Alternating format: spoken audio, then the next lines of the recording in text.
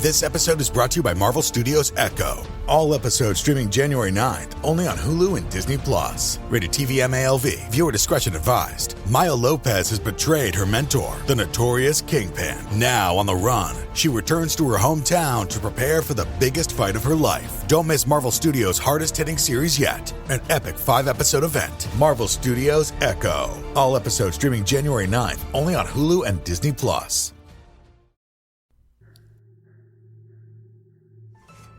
Hello, and welcome to Scare You to Sleep. I'm your host, Shelby Scott.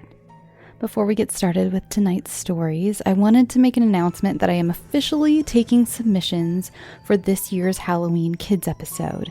I made an informal announcement at the end of last week, but I know some of you have fallen asleep by then, so I wanted to give you some more cohesive details. I know I was a little shaky on them. So the deadline will be Sunday, September 13th.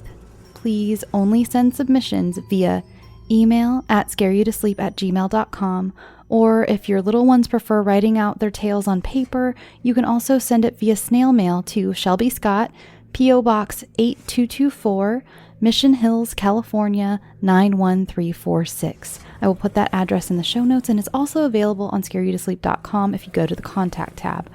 So I've added some age categories. The kids episode will be for kids 12 and under, and anything from teens 13 to 17 will get their own teen episode. That way parents and teachers won't have to act fast and skip some of the scarier stuff from the older kids. Also, please note your child's age when you send it in and whether or not you'd like me to say their full name or just their first name. I know a lot of kids have a couple of weeks until school starts again, so hopefully they can get in the Halloween spirit a little early and come up with some fun stories for me to tell. So tell your kids, students, nieces, nephews, younger siblings, the neighbor kid you babysit to rev up their imaginations. I cannot wait to see what I get this time around. Oh my god, I'm so excited. Also, don't worry, the kids episode won't be the only thing I do for Halloween, but I know I need to get that one done early because kids take time and they're going to be starting school soon and be getting busy and, all the hectic stuff that comes with life. So I wanted to give you a bigger time frame to get those into me. Okay, now on to the show. The first story is by Reddit user eggiestnerd, and it is called The Laundromat.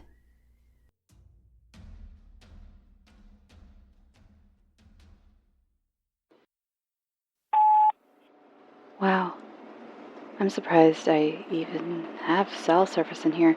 So let's make it quick before my battery dies. God, I don't even know what day it is anymore. All I know is that every Saturday I take my laundry to the laundromat.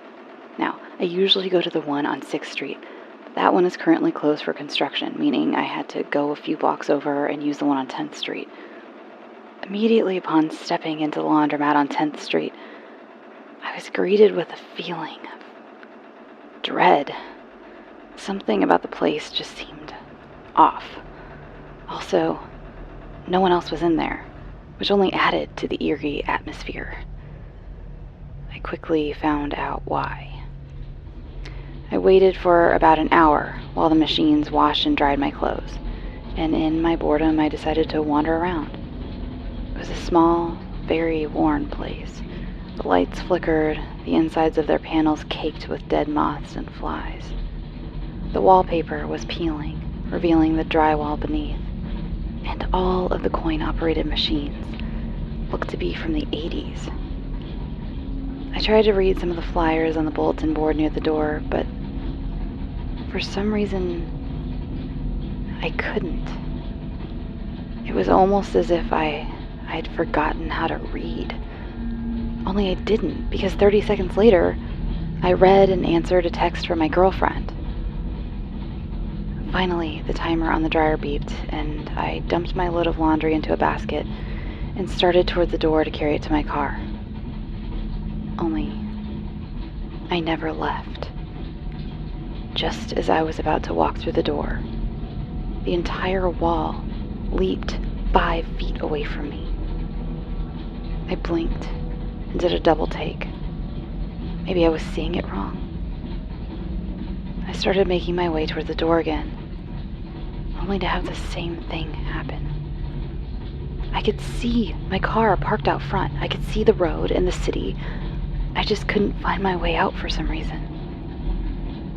I tried the same thing again, and again, and again. Each time only to have the door jump away from me as it did the first. I placed the basket down in frustration and took a running start this time. I hurled myself at the door, hoping maybe I'd make the 5-foot gap. Only this time it moved 10 feet to compensate for the extra force I threw myself with.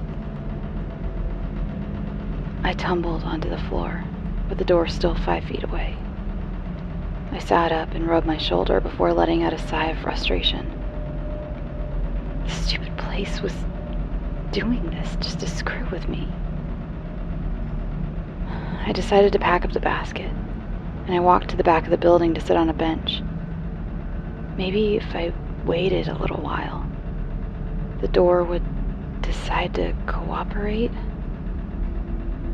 It didn't. An hour later, I tried again, with the same result. I called my girlfriend. Hello? She picked up. Hey babe, do you know where the laundromat is on 10th? Silence. There is no laundromat on 10th Street. You're kidding. No, I'm not. I'm serious. Nothing is coming up. Okay, I'll see you later. I love you. I hung up the phone and tried to make sense of what she had said. There is no laundromat on 10th Street. Then, where was I? I picked up my basket and walked further into the back of the building, thinking maybe I could find a back exit or an emergency exit, considering the front door won't budge. Only, I never reached the back of the building.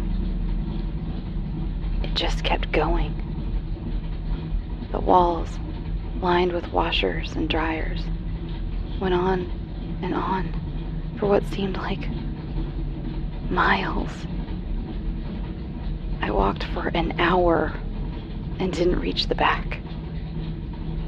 Maybe I could find another way out. I tried pulling out the ceiling tiles and crawling through the ceiling, hoping to maybe end up next door. I still ended up in the goddamn laundromat. I'm still here, and I don't know how much longer I'm going to last. I've figured out that I can drink water from the machines, but I have no food, and I have to keep going. As I feel like I'm not alone in here. All I'm asking is for a way out of here. I don't know what's going on.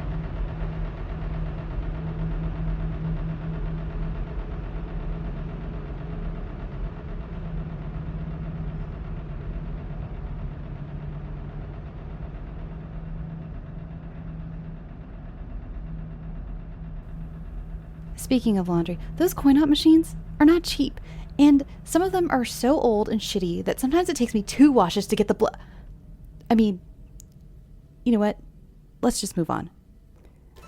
Our next story of the evening is by Reddit user TacoCat0927, and actually, this is part 1 of 2, so let me know if you want to hear the sequel after you hear this one.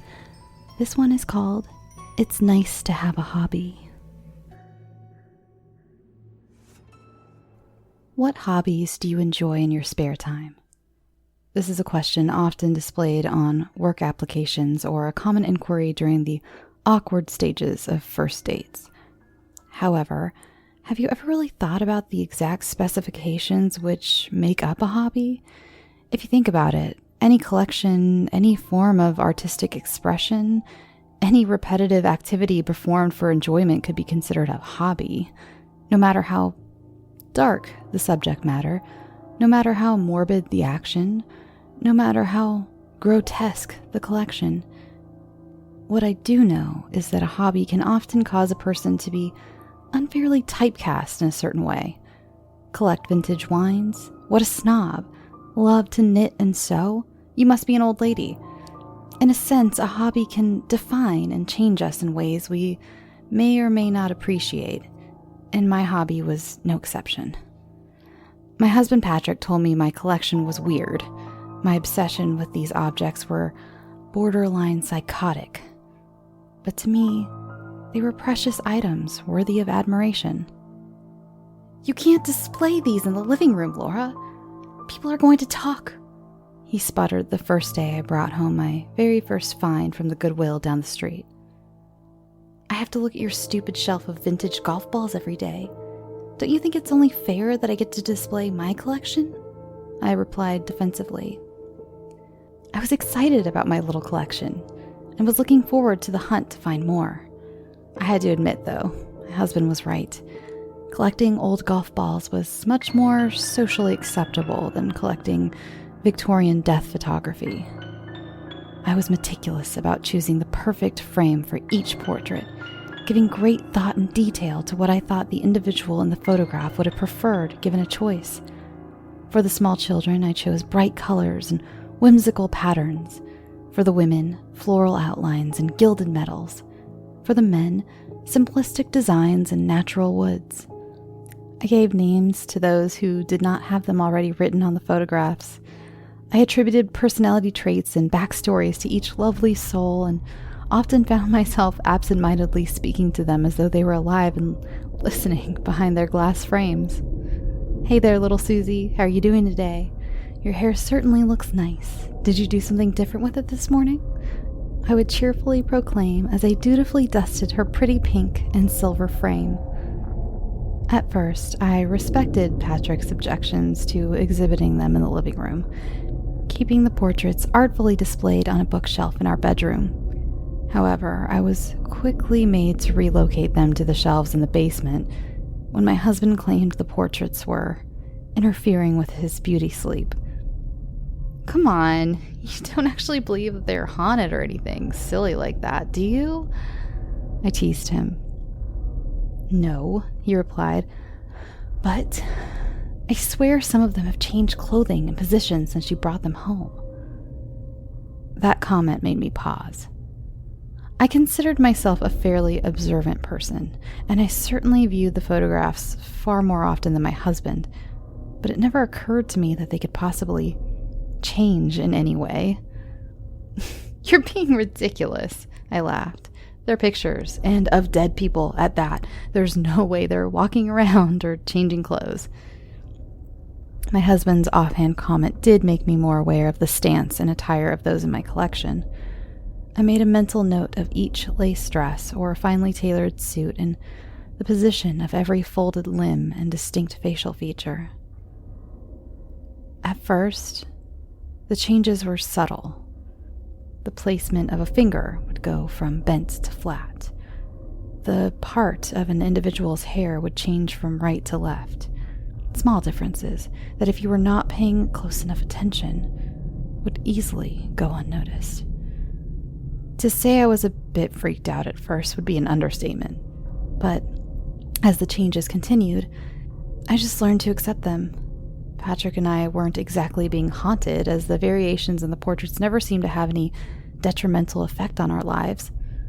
As time progressed, the portraits became less and less of an oddity. In fact, my husband and I had devised a sort of paranormal contest to see who could spot the changes first. "Mary Elizabeth decided she wanted the black heels today instead of the lace stockings," I called from the basement. "Well, Sir Huckleberry thought he would prefer to sit down for a bit. Must have gotten tired from standing so long," Patrick shouted back. I cursed under my breath. I had missed that change from yesterday. Another point for my husband. We lovingly tended to the photographs, and in return, they provided us with harmless, yet somewhat creepy, entertainment. It went on without issues for a couple of years, until the day the new neighbor moved in next door. I woke up abruptly to a loud pounding on the front door. I groggily reached for my cell phone on the side of the bed to check the time. For fuck's sake, I grumbled to my husband. It's 7 o'clock on a Saturday. Who the hell is that? I hastily pulled on my robe as the pounding increased in volume and shouted towards the front door. I'm coming! Jesus, just hold on! I yanked open the front door and was presented with a burly man in a sweat-stained white t-shirt and unkempt facial hair. His fist was raised, prepared to give the door another thorough blow. That your cat? He asked me, pointing a finger to the large brown and black Maine Coon roaming through the landscaping next to his house. Yeah, that's Doug. He's harmless, and he always comes home when he's hungry, I replied, blinking rapidly as the sun burned into my sleep-deprived eyes. I don't give a shit if he's harmless, but if I find him using my landscaping for a litter box one more time, I can guarantee you he won't be coming home at all. He barked at me. Gee, what a lovely introduction to the new neighbor, I thought to myself. Whatever happened to muffin baskets and polite small talk? Listen, he likes to roam, and I'll do my best to keep him out of your yard, but honestly, it's basically free fertilizer, right? I joked, trying to ease the tension. Either you take care of it, or I will. He spat at me, then turned to stomp back towards his house. So much for first impressions, I mumbled to myself as I closed the door and headed to the kitchen to make coffee. 5 days later, I noticed Doug had not come inside for his dinner the night before. Not exactly an uncommon occurrence, but I bugged my husband nonetheless. Hey, hun, have you seen Doug anywhere? Not since Wednesday night, he replied. I decided not to dwell and convinced myself he would come back tonight when he got hungry enough. 2 more days passed, and still no sign of my feline companion, and I started to panic. I decided to ask around the neighborhood to see if anyone had seen him, starting with my next-door neighbor. I knocked on his door, and instead of answering, he shouted at me through the closed door. What do you want? It's your neighbor, Laura. I was wondering if you've seen Doug. We haven't seen him since Wednesday, I yelled back. Yeah, I saw him on Wednesday too, shitting in my landscaping. Be a shame if something bad happened to him, he replied, with more than a hint of sarcasm in his voice. What the fuck did you do to my cat, asshole? I screamed as I started furiously pounding on his door. Who, me? I would never dream of hurting your precious little pussy, he said slyly. Now get off my property. I returned home in tears, absolutely certain that monster had done something devious with my cat. I just fucking know he killed Doug, I wailed to Patrick. Yeah, well, without proof and without a body, we really can't do anything, honey, my husband reluctantly replied. You could beat the shit out of the bastard, I mumbled through my sobs. Patrick gave an exaggerated sigh. You know, nothing would give me more pleasure, but that would result in nothing but an assault charge against me. So I slumped my shoulders in defeat and retreated to the bedroom to grab a photograph of my cat off the nightstand. My husband gave me a weird glance as I carried the frame down to the basement, but gave no verbal objection. I set the picture next to my morbid portrait collection and told them, take good care of him, guys. I guess he's better suited down here with you. He likes scratches under the chin and eating leftover French fries. With that said, as I started to turn around and walk away, I swear a couple of the portraits had menacing grins on their faces and winked at me. A few weeks later, our dinner was interrupted by the chime of the doorbell. Patrick got up to answer, and I could barely make out the conversation from the dining room. But as soon as I heard the words police and investigation, I got up to see who was at the door.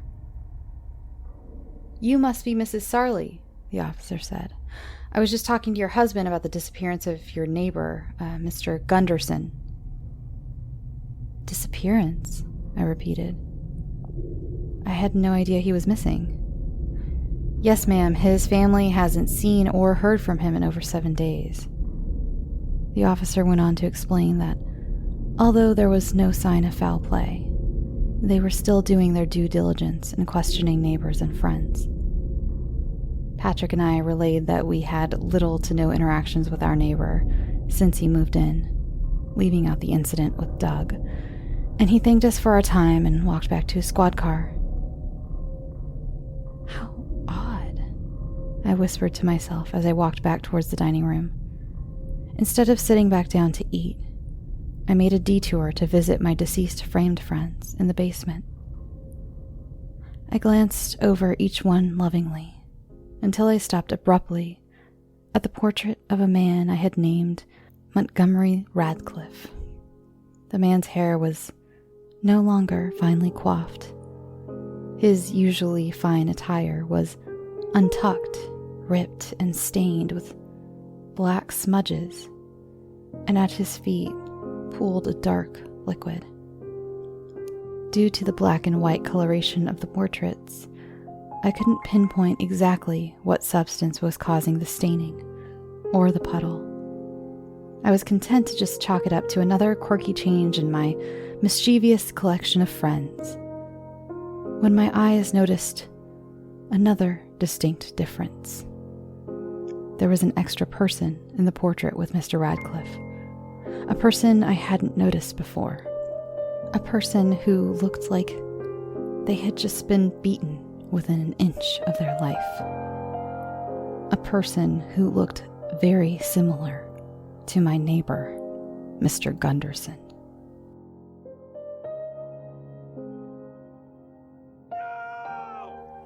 Shut up. I have to record an ad now. Shut up. Hey. Man, that last one was a doozy, huh? What? I don't hear any screams. I don't know what you're talking about. Hold on. Hold on 1 second. We talked about this. Yes, we talked about this. I have to do this act. Go ahead, shut up. Do you want it? I will be back. You will be so.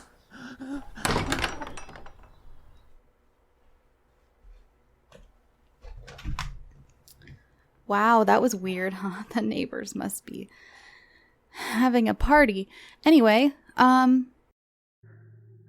as many Scary to Sleep fans know, I've been going through a lot of changes in my life. And one thing I've been doing is getting my finances much more organized, and that includes paring down some of the subscriptions I pay for. It feels like everything is a subscription these days, be it for the gym or streaming services or music, the list goes on, and something that has helped me tremendously is Rocket Money. They not only helped me cancel subscriptions that were a pain to try to do myself.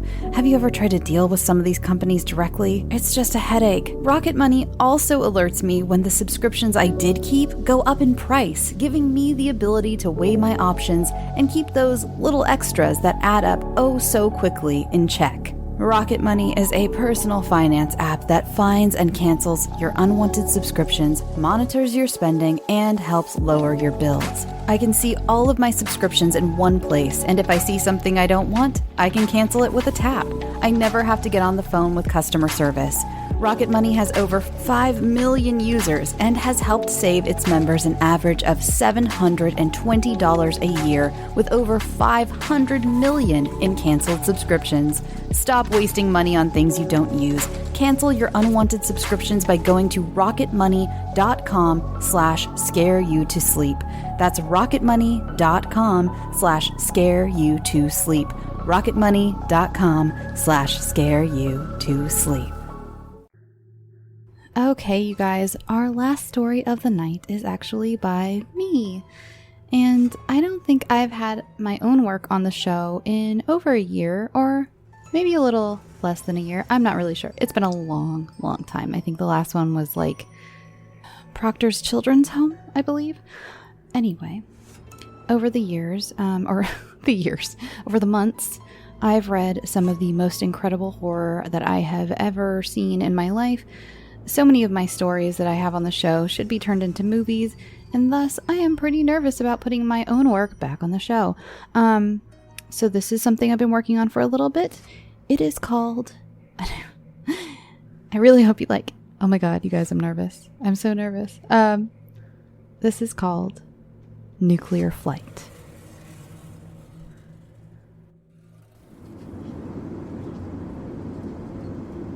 Most of the cabin was asleep at the tail end of a long-haul flight from Singapore to Los Angeles. The lights were still lowered as they had a couple hours left until they reached their destination. The gentle sound of businessmen wired on bad coffee, tapping away at the keyboards of their laptops, was joined by the occasional snoring of a sunburned tourist. A low murmur came from a mother at the back of the plane, reading a story to her child. Altogether, it had been an uneventful flight. No panic attacks, no vomit. Even the smell of 236 passengers wasn't so bad. Inside the cockpit, the pilot and the co-pilot operated the plane quietly. "You got this, Kath? I'm gonna hit the head," said Dan, the co-pilot, as he takes off his headset. "Don't fall in," joked the head pilot, Kathy. As Dan entered the small restroom, a tired-looking flight attendant walked into the cockpit. "Hey, how you holding up?" he says to Kathy, a tinge of sympathy in his voice. "Oh, Gerard, I'm good, hun," Kathy sighs. "By the time we get back, Ted will have moved all his shit out. I hope the mistress appreciates his international beer can collection." Gerard places a hand on her shoulder. "Don't worry, honey. You can do much better than his tacky ass. Bad Tan Betty can have him." Kathy laughed. Tears formed in her eyes to spite herself, and she quickly blinked them away. "Easy for you to say. How's it feel to know you'll legally be off the market in a few days?" It's Gerard's turn to sigh. "I feel like if my florist hasn't come through with those orchids, then I'm going to set her whole shop on fire." "Aw, I've never seen you nervous before. The flowers are going to be beautiful. Just remember to enjoy yourself. My wedding went by so fast it was all a blur." Not that it matters now. There was an uncomfortable silence. "Way to make it weird, Kathy," she thought to herself. Gerard looked around, feeling incredibly awkward. Finally, he said, "Well, I better go check on Vicky. She gets frantic when I leave her alone too long." He gave her one last pat on the shoulder and re-entered the cockpit. Dan still hadn't come out of the bathroom. Either doing coke or backed up from all the coke he's been doing. Gerard narrowed his eyes at the bathroom door. He thought about the ways he could get the company to randomly drug test him. Dan was a homophobic and sexist piece of shit. Kathy was too distracted by her messy divorce to notice any of it. Although, she had also probably just grown used to the sexist jabs from male coworkers over the years, but she never seemed to notice the extra energy Dan had every time he exited the bathroom, or how handsy he got with the female flight attendants. Vicky really did get frantic if left alone for longer than a few minutes. She was relatively new. She looked like she'd be more at home as a showgirl in Vegas. Her big blue eyes always looked confused. Her over-processed blonde hair was always done up in a white trashy type updo, and she somehow got away with wearing this sparkly hot pink lip gloss that was definitely against uniform regulations. He walked into business class to see her trying to calm down a red-faced man in a suit. "Do you know how much fucking money I paid for this goddamn seat? It's supposed to include Wi-Fi. Not that you would know anything about this, but I have very important paperwork to send before 6 a.m. Eastern Standard Time. His raised voice was starting to cause the sleeping passengers to stir. I'm sorry, sir. We just aren't getting a signal at all. She looked as if she was about to cry. Gerard shook his head and interjected. Hello there. What seems to be the problem? Gerard smiled a well-practiced professional smile and looked down at the red-faced man. I was just telling the stewardess that my Wi-Fi quit working. I've been telling her for half an hour now, and she still hasn't bothered to fix it. Well, sir, this flight attendant said she checked and we aren't getting a signal. That happens sometimes due to bad weather or... A pudgy pink hand was put up in front of Gerard's face. I don't want to hear excuses. I want my money back. I was guaranteed Wi-Fi, and I need to get these papers out. Gerard put his hand up now. Before 6 a.m. Eastern Standard Time. I know, sir. I think the entire plane knows. When you clicked that little I agree box when ordering your ticket, you agreed to the fact that the Wi-Fi is not actually guaranteed, and due to maintenance or weather, could be offline at any time during the flight. Now, if you could kindly keep your voice down. Your fellow passengers are trying to sleep. Just as the businessman was about to blow a gasket, the plane hit a huge wave of turbulence, enough to knock Vicky over. Gerard grabbed her just as she was about to hit her head on the armrest of the nearest seat. The fasten seatbelt sign came on immediately. Overhead, Kathy made an announcement. Hey folks, it looks like we're heading into a bad storm. No need to worry, just return to your seats and we should be out of it quickly. Thank you. The plane shook again. Even harder this time.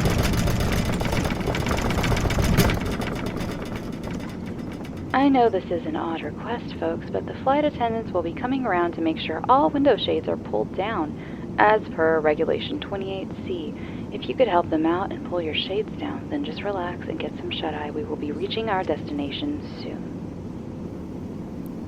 Gerard furrowed his brow. Vicky whispered, What is Storm Regulation 28C? That wasn't on the written test. Make sure all the shades get closed and then go put on your safety harness. It just means the storm is going to get pretty bad and they don't want people to be startled by the sight of lightning hitting the plane. Vicky nodded silently and practically ran. He made a note to remind her that it was incredibly unprofessional to appear panicked in front of the passengers as he walked towards the cockpit. Dan was absent again, either still in the bathroom or having already returned to it. Kathy was staring straight ahead, sitting eerily still. Kath, I just came to see what was... He touched her shoulder as always, but was stopped mid-sentence when Kathy spun to look at him. Her frizzy red hair was plastered to her freckled cheeks with sweat. Gerard! You scared me. Her eyes not quite focusing on his face. Kathy, what the fuck is going on? You and I know damn well that there is no such thing as Storm Regulation 28C. Why are you waking all these people up to close their shades? She chewed her lip in an attempt to stop it from quivering. Tears welled up in her eyes. She began to shake. Finally, she breathed out. It's over. What's over? Kathy, what's over? Whatever it is, we can fix it. Let's just get Dan back in here, and maybe you can lay down for a minute. Gerard's mind had immediately gone to the idea of Kathy's bitter divorce. Please do not crash this whole plane of people just because your marriage is over. Dan isn't coming back. It's all over, Gerard. You said that already, Catherine. What the fuck is over? Why isn't Dan coming back? Gerard was getting angry now. He always got angry when he was scared. We received a major alert. DC and New York are gone. Gone. Destroyed by nuclear bombs. Like in some movie. The alert didn't stop there. There were more incoming reports. Reports that the entire country is about to be hit. That can't be true. Look, Gerard! Kathy pointed out the front window. Gerard hadn't been paying attention to anything but Kathy, and had assumed the flashes of light that were coming in were lightning from the storm. He saw explosions happening everywhere across the ground. From so far up, they looked like fireflies. Then, pale puffs of smoke drifted up towards the sky. It's a miracle we're even still in the air, that we haven't been hit. What about Los Angeles? Can we still land? Can we land anywhere? We aren't over the prairies anymore, even if we were. Look at that. They're not just targeting cities. It's everywhere. But what did they say? What did Control say? After the initial alerts, everything went dead. I can't get anyone on the ground or in the air. No one. Not a soul. We may be the only ones left. It was Gerard's turn to start sweating. He felt sick.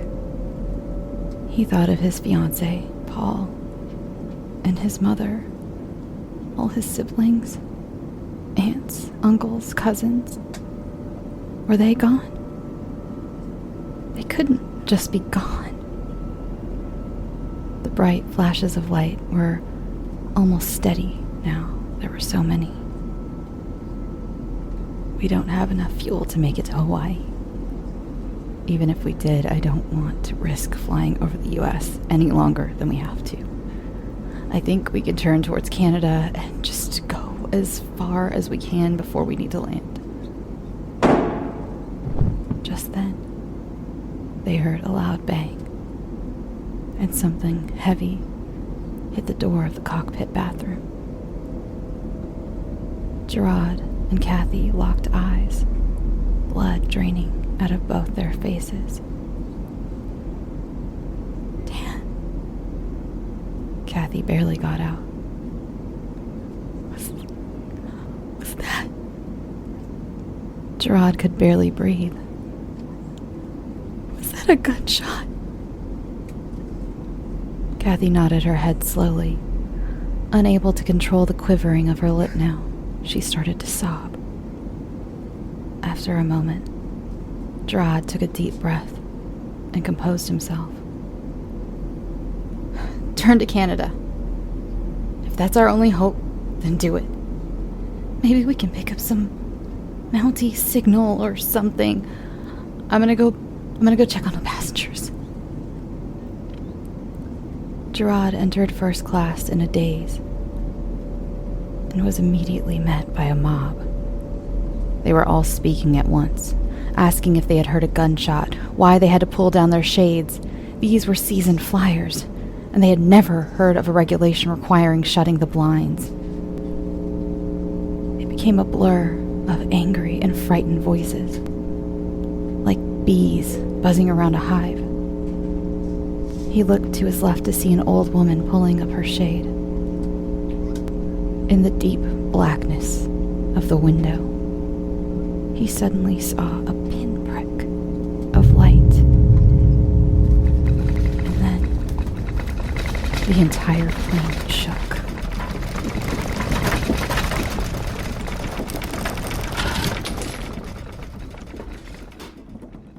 The anxiety made his stomach lurch. His mother once said, "Everyone holds their nerves in different places. Some people got headaches.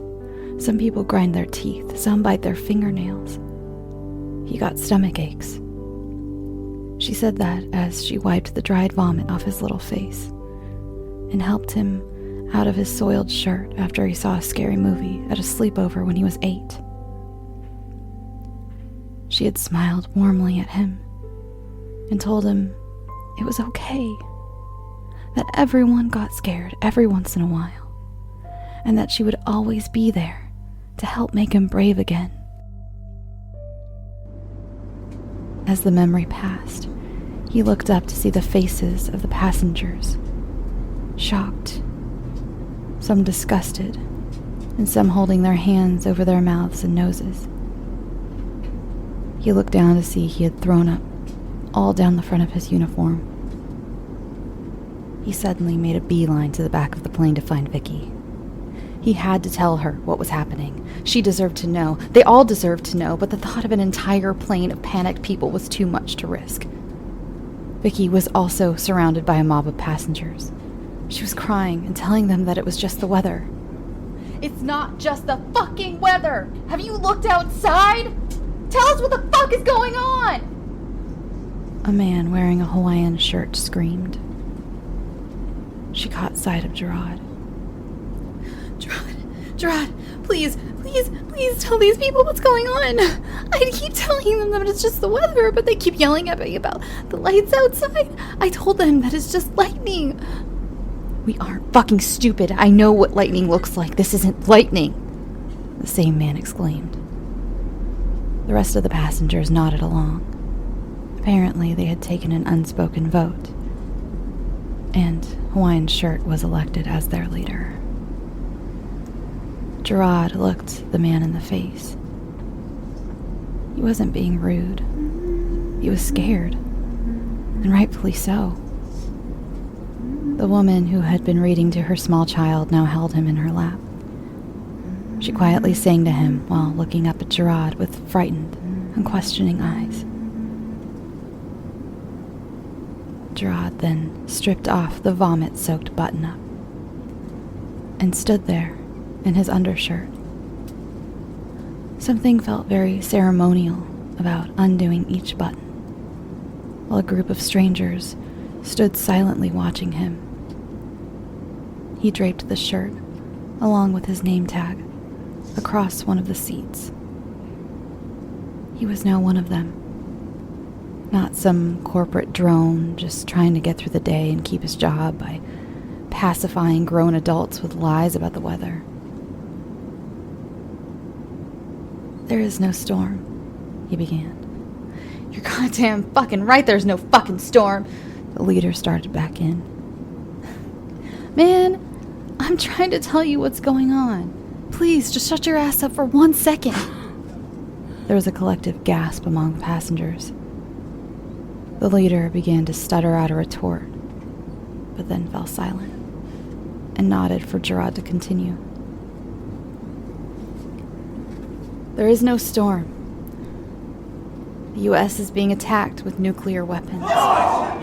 Before they could all shout over him, he raised his voice.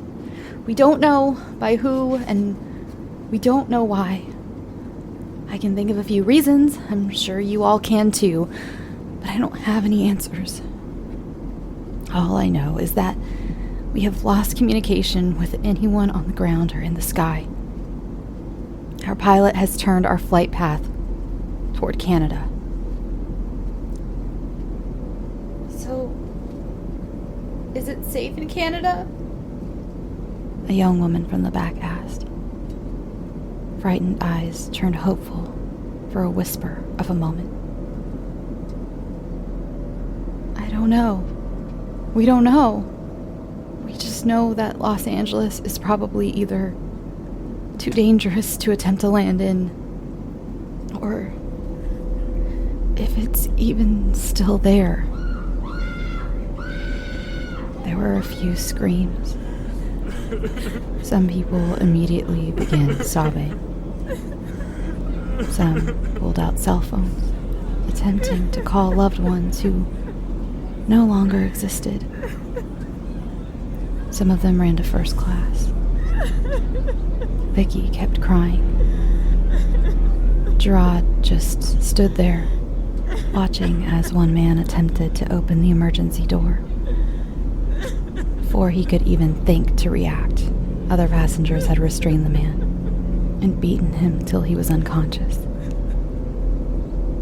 Some passengers simply returned to their seats and stared, or held on to one another. A group of people had formed a prayer circle. They all seemed to be of different faiths. Hey, maybe if they all prayed to different gods, one of them would answer and guide them out of this nightmare. He felt a tug on his undershirt and looked down. The woman with the young child looked up at him. "Excuse me, I know this doesn't seem like the time, but does your cart have any applesauce? It's for my little boy." It wasn't the time, but it was a simple request that he could definitely make happen. So, Gerard smiled and said, "Yes, ma'am. We do have applesauce. Let me go grab you one." When he brought it back, he saw she had produced an amber-colored prescription bottle. A few pills were scattered on the tray table, and she was crushing them up with her cell phone. She looked up to see him staring. He handed her the container. She tore off the foil lid and used her hand to wipe some of the white powder into the snack. "I want him to either wake up in Canada, or in the very least, to not have to see what happens if we don't make it," she explained. "He's autistic, and all this craziness is just making him so anxious." Gerard then noticed the little boy had his hands over his ears and his eyes tightly closed shut. "When he gets anxious, his stomach starts to hurt, so I don't know if he'll even eat it." She stirred in the powder and began to spoon-feed it to her son, but he spat it out. "I know it's a little bitter, Pumpkin. Please eat it, though." She looked up at Gerard, who was still staring. "I'm not a monster. It's just the best thing I can do for him right now." Gerard shook his head. "Let me get you some sugar packets. It should help cut the bitterness some more, and little man will get some great shut-eye." "Thank you." She was trying so hard not to cry. He brought back a whole fistful of sugar packets and left her with a smile. Those small moments had actually given him some hope. Hope for humanity. Hope they were going to make it out. "Gerard, please come to the cockpit." Kathy's voice rang out over the speakers. Anyone who was still screaming or sobbing stopped. The prayer circle halted their prayers and looked up. As he walked down the aisle, instead of mobs, people parted for him. They were too anxious to know what information the pilot was about to relay to him, to hound him with questions they now knew he didn't have the answers to. He paused a moment as he passed the cockpit bathroom that now served as Dan's coffin. He noticed now that blood had been seeping from under the door. His shoes squelched in the sticky carpet. His stomach did another flip-flop, but the contents of it stayed inside this time. He looked to the back of Kathy's head. Her eyes were plastered to the giant windshield in front of her. "Hi, Kat." What a stupid thing to say, he thought. But it was easier than, "Hey, we gonna die or no?" "I won't stop. I'm going to keep going," she said. "That's good."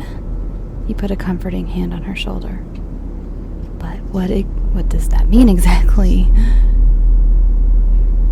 "No matter what happens, we will just keep going. It's all we can do. Okay, but are we headed to Canada now? Yes. So, the lights. I can see lights out there. Are they? Before she could answer, he looked out into the distance. There they were, the pinpricks of light. As they appeared, turbulence rocked the plane. He heard screams from behind him. Can't we just land somewhere, anywhere? A field, a freeway, something? We are all probably already suffering from radiation poisoning, even being this high above. Those cities below will be suffering from nuclear fallout, even if they're miles away from a blast. I've been watching the winds carry the smoke across the entire countryside. We have to find somewhere far enough away from one of these things, which will probably be somewhere in the Canadian wilderness. It'll be its own set of issues, but it's hope. What if we don't find anywhere like that? Gerard asked reluctantly. Then I'll make sure we hit hard and fast. Her eyes never once moved from the sky. Instead of returning to the passengers, Gerard sat in Dan's co-pilot chair and strapped himself in. He looked at Kathy, and she looked at him. Then, let's keep going.